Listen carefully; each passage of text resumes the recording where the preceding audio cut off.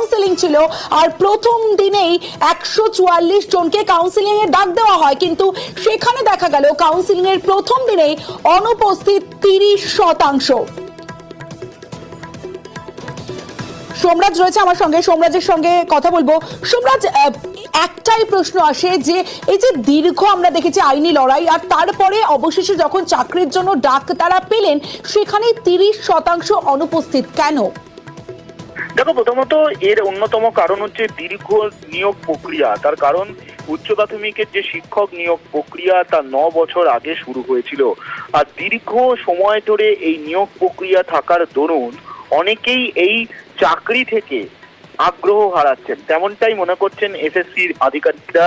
তার কারণ যখন হাইকোর্টের অর্থাৎ আইনি জটিলতা কাটিয়ে, যাবতীয় জটিলতা কাটিয়ে রাজ্য সরকার যখন নিয়োগ করতে শুরু করলো, সেই সময় দেখা যাচ্ছে যে উচ্চ প্রাথমিকের শিক্ষক নিয়োগের প্রথম দিনেই 30%-রও বেশি চাকরি প্রার্থী অনুপস্থিত থাকলেন, যা কার্যত নজিরবিহীন।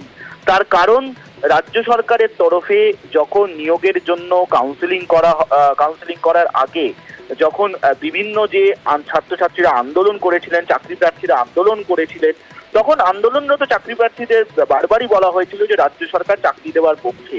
এই উচ্চ প্রাথমিকের শিক্ষক নিয়োগের দাবি নিয়ে